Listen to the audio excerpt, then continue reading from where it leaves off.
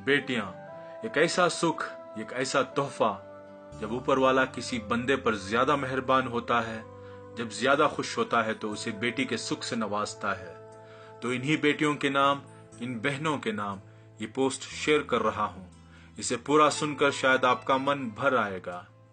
बेटी जब शादी के मंडप से ससुराल जाती है तब पराई नहीं लगती, मगर जब वो मायके आकर हाथ मुंह धोने के बाद सामने टंगे टवल के बजाय अपने बैग से छोटा सा रुमाल निकालकर मुंह पोंछती है तब वो पराई लगती है। जब वो रसोई के दरवाजे पर अजनबी सी खड़ी हो जाती है तब वो पराई लगती है।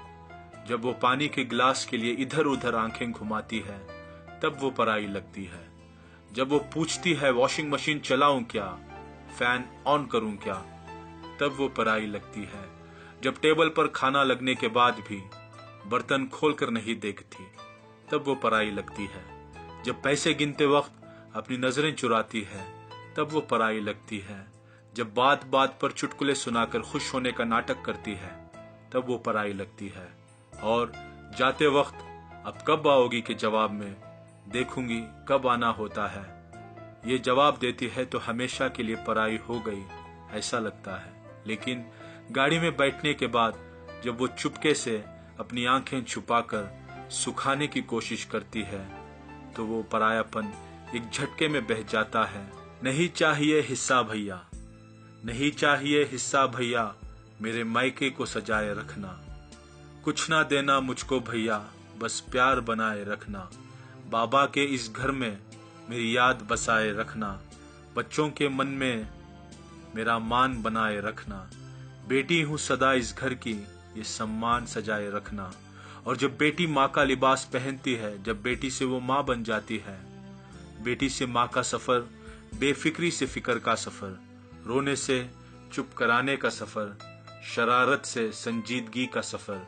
पहले जो आंचल में छुप जाया करती थी आज किसी को आंचल में छुपा लेती है। पहले जो उंगली पे गरम लगने से घर को सर पे उठाया करती थी आज हाथ जल जाने पर भी खाना बनाया करती है। पहले जो छोटी छोटी बातों पे रो दिया करती थी आज वो बड़ी बड़ी बातों को मन में छुपाया करती है। पहले भाई दोस्तों से लड़ लिया करती थी आज उनसे बात करने को भी तरस जाती है।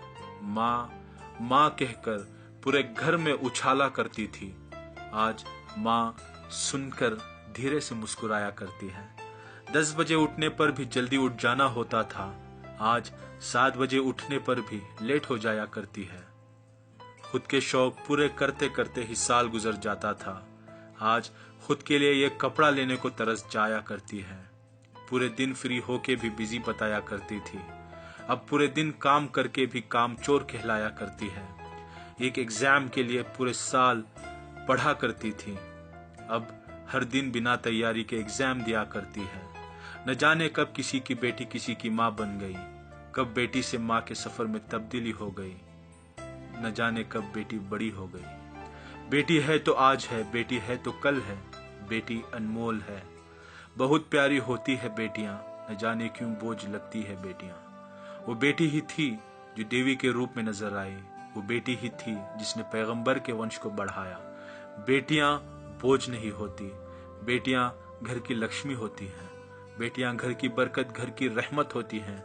बेटियों को इज्जत दो, बेटियों को प्यार दो। सुनने के लिए शुक्रिया। अगर पोस्ट अच्छी लगे, पोस्ट पसंद आए तो इसे शेयर करें और हर बेटी तक पहुंचाएं, हर बाप तक पहुंचाएं, हर माँ तक पहुंचाएं, हर भाई तक पहुंचाएं।